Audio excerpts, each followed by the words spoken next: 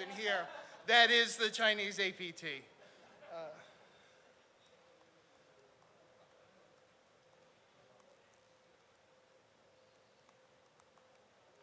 All right.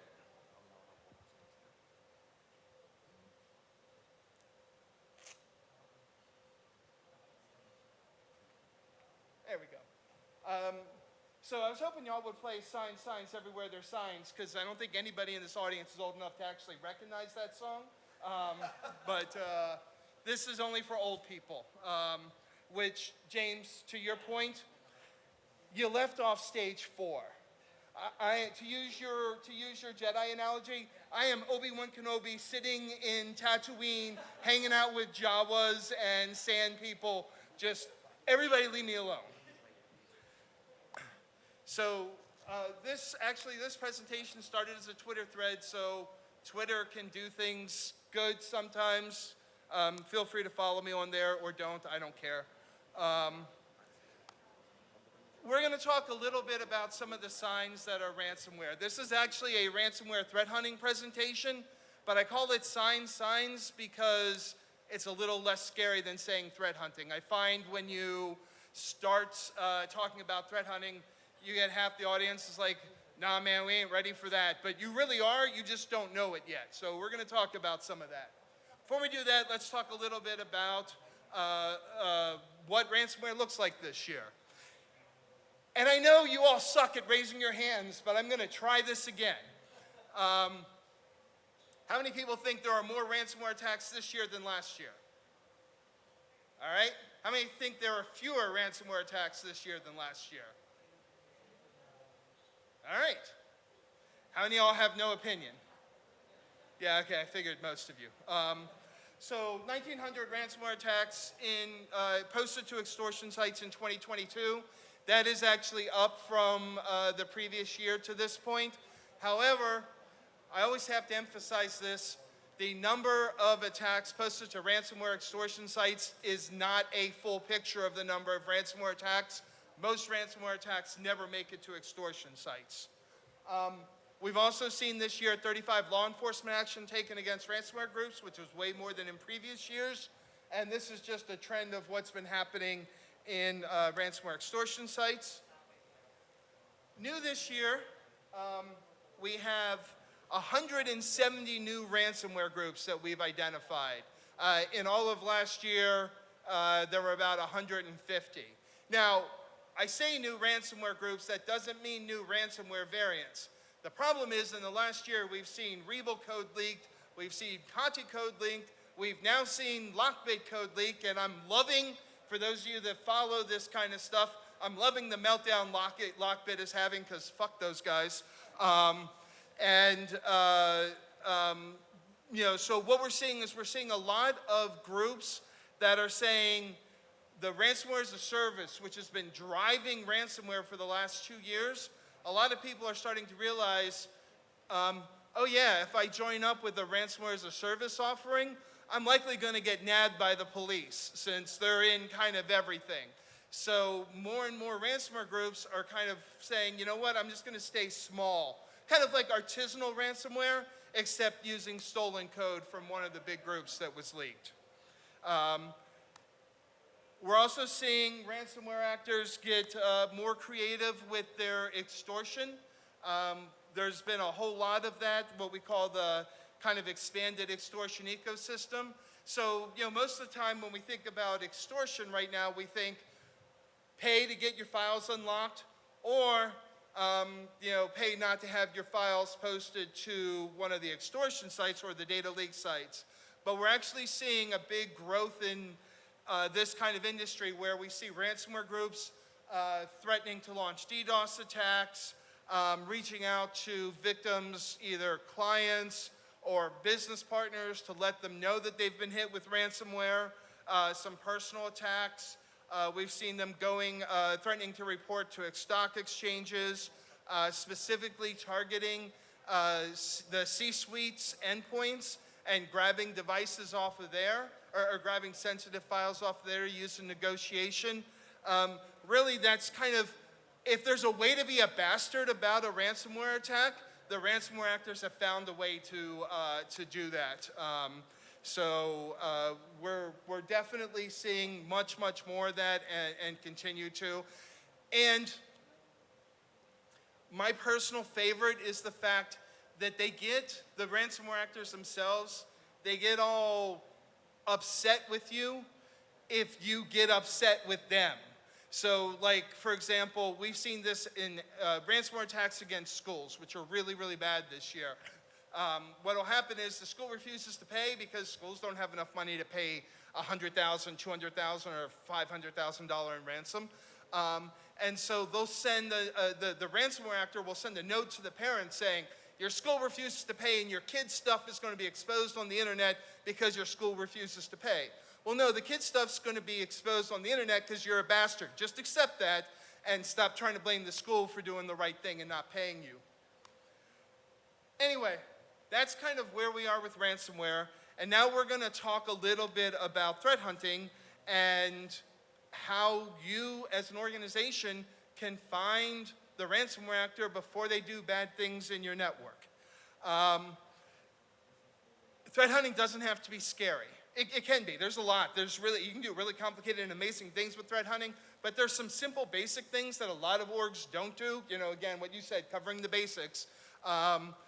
There's a lot of simple basic things that you can do to look for ransomware actors in your network before they do things.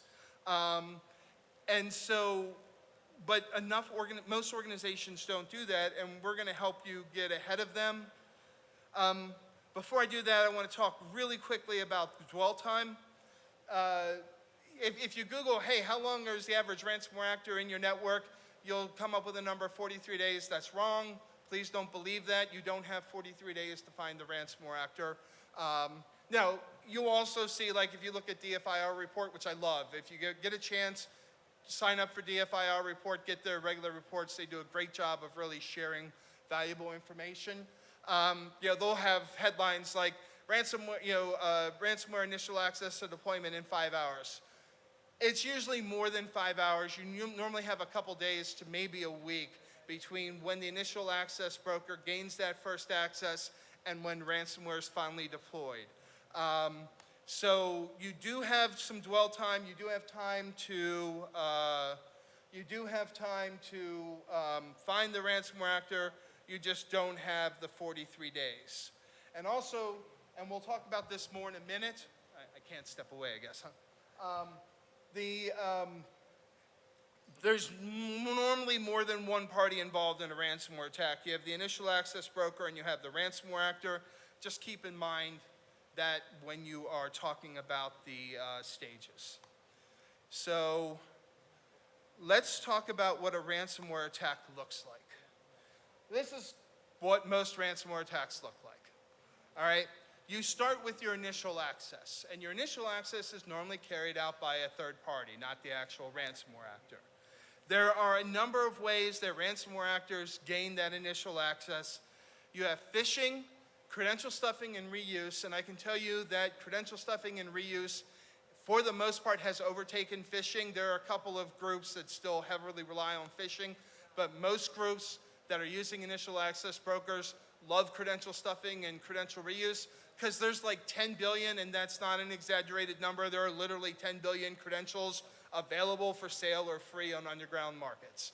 I will not use the term dark web. That's a made-up marketing term, and every time that somebody uses dark web in a presentation today, you usually have to get a shot from these people and drink it. I'm pretty sure it's somebody at CrowdStrike that made up that term too. So blame Aaron every time you have to take a drink. We also see a big increase in third-party intrusions. So your partners that are connected into your network, especially your managed service providers, they're often targeted, and kind of like the way nation-state actors gain initial access, the ransomware actors have figured out, oh, if I land in this person who has access to 20 or 30 other networks, rather than deploy the ransomware here, I'm going to use their access to jump to the next one. Big increase in that, and you definitely want to keep an eye on that. Exploitation, last year we tracked 52 different exploits that were used by ransomware actors to gain initial access. To be clear, All but one of those, that was the Kaseya attack, were known exploits that there was already proof of concept code out for. So while the ransomware actors have the money to build out 0 days and so on, for the most part, they don't have to, because y'all don't patch your stuff. I hate to be rude, but it's true. There's too many networks out there that are leaving things exposed to the internet, especially VPN concentrators, which ransomware actors love to hit, and nation states love to hit them too, are out there unpatched. They find them, they patch them, and then bam. The new thing that we're seeing that a lot of ransomware actors are interested in, specifically Lockbit and Lapsus, insider threat. They're looking to pay employees in your company to click on a link, install a USB drive, whatever. We saw this last year with Tesla. They offered him $1 million to, they offered a guy at Tesla $1 million to,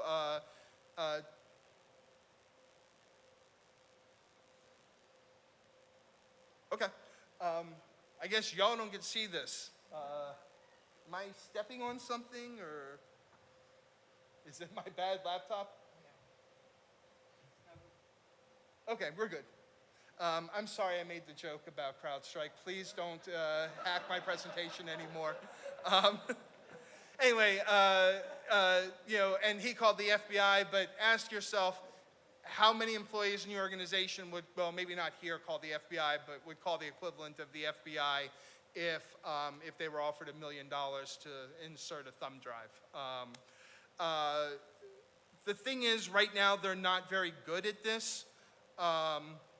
And so it's not that big of a threat yet, but the fact that they're thinking about it means you as an organization should be thinking about it. Once they're in the network, the reconnaissance and the lateral movement is the longest part of the time that the ransomware actor spends in the network. That is where they have to gain that initial access. They have to gain admin access. They have to find all the yummy things in the network. They have to get access to your Active Directory controller. Every single ransomware actor wants access to your domain controller. So that whatever extra protection you need to put around that, you really should, like wrap it in bubble wrap and whatever else you need to do. But we see the same tools being used over and over again.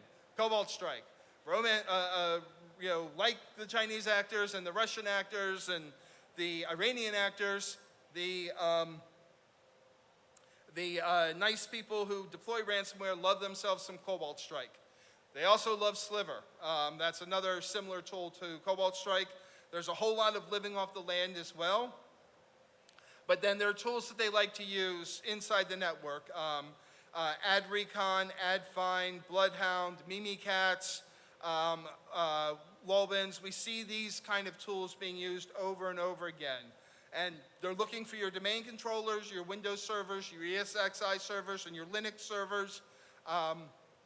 Almost all ransomware variants now have an ESXi and a Linux version, so they are going after those servers. Once they've gotten the access they need and they found all the good files, they have to exfiltrate those files, and they are not subtle about it. They will take and they will shove out gigs of data across your firewall all at once using the same kind of tools. SteelBit, 7-Zip, WinSCP, Arclone, Megasync, and then they'll deploy the ransomware. And then after the ransomware, they'll start the negotiation process, blah, blah, blah. And then if you refuse to pay or you're slow to respond, they will upload your data to extortion sites. So when we talk about the kind of things that we're going to talk about when we get to threat hunting, every network's a little bit different. So you're going to see a lot of Yara rules, Sigma rules, and other things that I'm going to share with you that may work in your network, they may not. The idea is to take this intelligence, wherever you get it from, you want to use that to build your threat hunting packages in your network, refine those searches, and record them into your regular security workflow.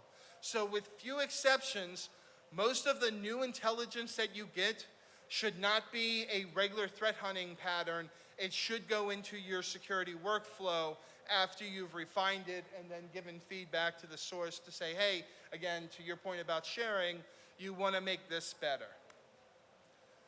Effective threat hunting only works when you have good network hygiene. I know that's obvious, but I have to say it. Like, it's one of those things that drives me nuts. If you do really good asset management or really good vulnerability management, no one's going to ask you to speak at RSA or Black Hat because that's not cool and sexy. But hey, I've got a presentation on threat hunting, and it really doesn't matter whether or not you've done the basics. You can have threat hunting, and that'll get you invited to speak at RSA and Black Hat because it's cool and sexy. Number one thing, you spent all this money on your endpoint detection tool. First thing the ransomware actor is going to do when they get in the network is shut that off, because they know whatever detection tool you have in there will probably detect their activity. So the number one thing I tell people, if you take anything away from this presentation, alert and react when a third-party process shuts off your endpoint detection tool, because it's probably a bad thing that is getting ready to get started in your network. Too many organizations don't do that. It goes off, it's a low-level alert.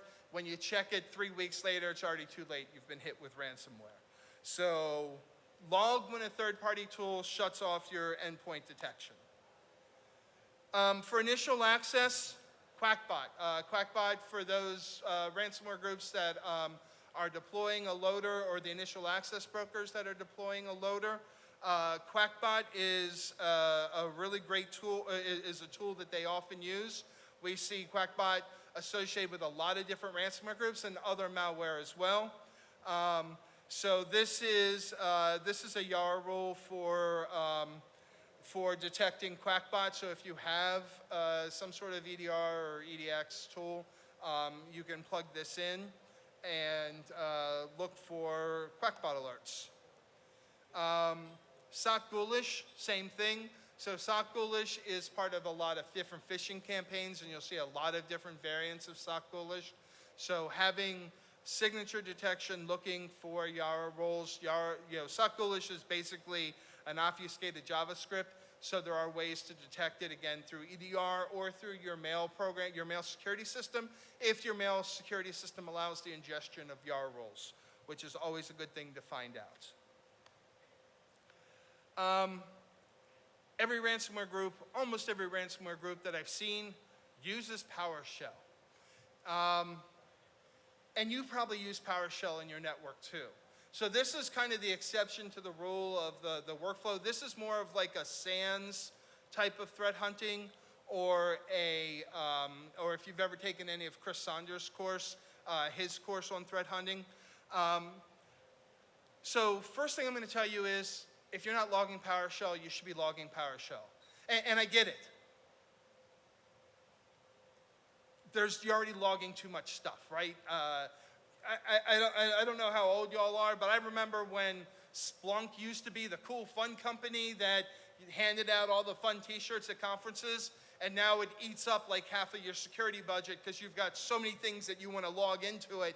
And so I'm telling you, yes, log PowerShell, and yes, I know it's going to cost you another $50,000 a year to log all the PowerShell in your network, but there's so much value to be gained by threat hunting for PowerShell.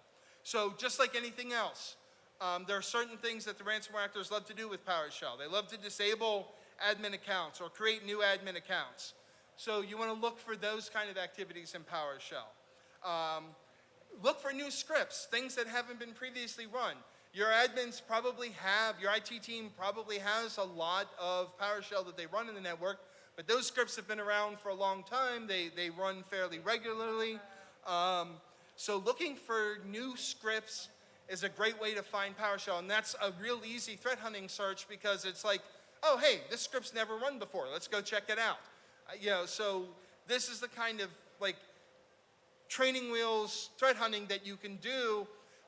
Once you've baselined the PowerShell of your network, this is a great way to get started. Scripts running at odd times, especially the Russian threat actors, they love to do things on Friday night and Saturday night, so looking for them at odd times. And then what else? And this is where your unique network means that you have to find the things that are different to your network. I'm not going to know everything that is unusual about your network, but you should.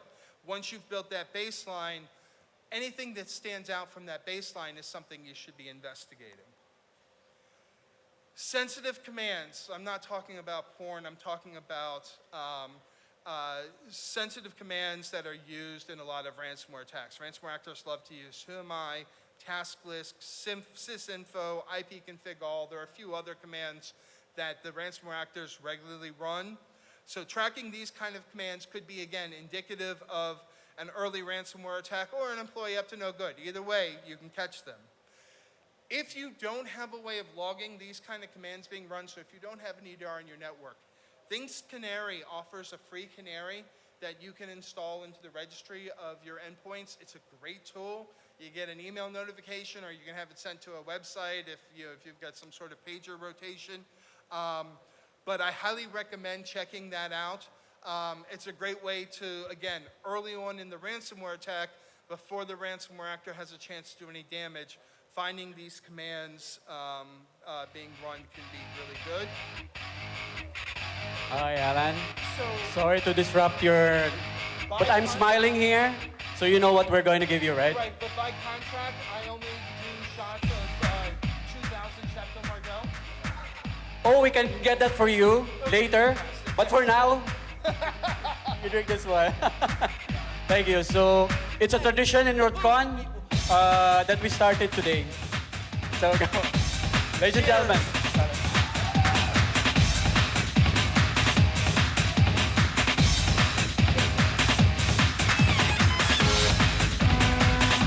Thank you, Allan.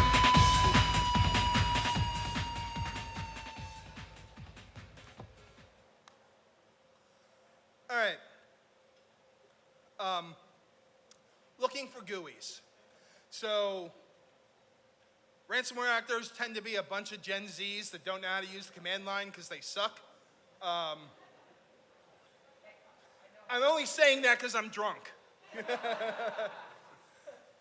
Honestly, the problem is, as an American, by law, I'm required to have a Diet Coke every 2 hours, and I haven't had one since I've been in country, and I'm starting to go into withdrawal. Seriously, ransomware actors love their GUIs. They love to use Screen Connect, AnyDesk, Splashtop, any other remote GUI products that are out there. If your organization doesn't allow the use of those GUIs, and you probably don't, that's a great thing to look for inside your network. And again, if you have CrowdStrike, you can load those hashes in because they're legitimate tools. The hashes don't change that often. You can load those hashes, and anytime they pop up, you can go ahead and you can alert on those and investigate. Cobalt Strike. This is a little more advanced, but there are a lot of really great Yara rules and Sigma rules for finding Cobalt Strike, and there are a lot of tools that are built into EDR. I know a lot of you are taking pictures of this, which probably sucks. I did send the presentation over to the organizers. And you're welcome to take all the pictures you want, believe me. It's probably easier to cut and paste out of the presentation, so feel free to send that out to anybody who wants it. So looking around for indicators of Cobalt Strike is a great way to do it. The nice thing is, for the most part, they're using older versions of cracked Cobalt Strike because the newer versions haven't been cracked yet. So again, you can find the hashes and you'll be able to use them. The other thing you can look for, though, which I find really interesting, and again, and I apologize for making you collect even more logs, if you've got Sysmon and you're running Sysmon in your network, which again you absolutely should be, Cobalt Strike creates default pipes or beacons, and they use pipes formatted as MSSE-4 numbers-server. That is consistent. Now, you can change that, and if you're a red teamer, you'll probably go and change that. For whatever reason, the ransomware actors don't. So that's something that you can absolutely look for. Event ID 17 pipe created and Event ID 18 pipe connected in order to detect the possible use of Cobalt Strike in the network. At the very least, you catch your red teamers trying to do things in your network, and the blue team wins one. So it's all good. AdFind is a tool that we don't see a lot of people talking about, but almost every ransomware campaign I've been in hasn't, not been in as in investigated, just to be clear. It's gone, there's at least 6 different ransomware groups, and with affiliate structure and so on, that means there are probably dozens, if not hundreds, of affiliates using it. But AdFind is a way of basically doing analysis of the Active Directory server, and this is a Sigma rule for detecting AdFind. There are a lot of really good ones. Florian Roth maintains a fantastic collection of Yara and Sigma rules to detect ransomware actors on GitHub, so if you follow him on Twitter, you should be able to do that. Data transfer. Ransomware actors love to use mega.io for their data transfer, and any of the sort of associated domains, so mega.io, mega.nz, etc. If you don't use mega.io, if that's not an authorized service in your company, just go ahead and block it. Ransomware actors will find a way around it. They can set up another server and get the data over, but you'll have a thing to look for. You'll have an alert to look for if somebody's trying to connect out to mega.nz or mega.io. And again, look for the tools that they use to transfer data. Again, rclone, 7-zip. I will tell you, if you use Zoom in your network, the updates of Zoom use 7-zip. I found that out the hard way because we have a detection in our network that looks for 7-zip because it's not an authorized transfer tool. And when the next Zoom update happened, our screens went bright red. So lesson learned there. But rclone, megasync, 7-zip, all of these tools, if they're not authorized in your network, look for the hashes and the signatures there. That's a big way to detect the data transfer and hopefully stop it early. The other way is, and this is really network specific, again, looking for large file transfers. The ransomware actors aren't subtle. They get all the data on one box and then push it out to whatever their upload server is all at once. So looking for really large file transfers to unusual domains in your firewall logs can be a really helpful way of detecting it. Not everybody has the ability to do that or even to define what is considered a really large transfer, but it is one way to go about it. Shadow copy deletion. I always hesitate to include this one in here because while every ransomware actor absolutely does this, or every ransomware I've ever seen does this, so basically before they install the ransomware, they have to delete the local shadow copies, otherwise you'll just restore everything from the shadow copies. So you can detect the shadow copies being deleted. The problem is you have minutes to react before the encryption starts after the shadow copy is deleted. And I know most SOCs that I've seen need at least 15 minutes from when an incident happens before it hits an analyst's dashboard. By then it's too late. Your thing's already being encrypted. Now, that being said, if you've got like a SOAR tool or something that automates, you can, hey, something just deleted all the shadow copies. Let's automate the process of killing the process that did that. So if your organization is using a SOAR tool like that where you can automate this, that's a great way to stop that. And I know some of the EDRs have the ability to do that as well built into there. You have to trust the automation there and hope that nothing else actually ever deletes all the shadow copies, which so far there's nothing I've seen which does do that.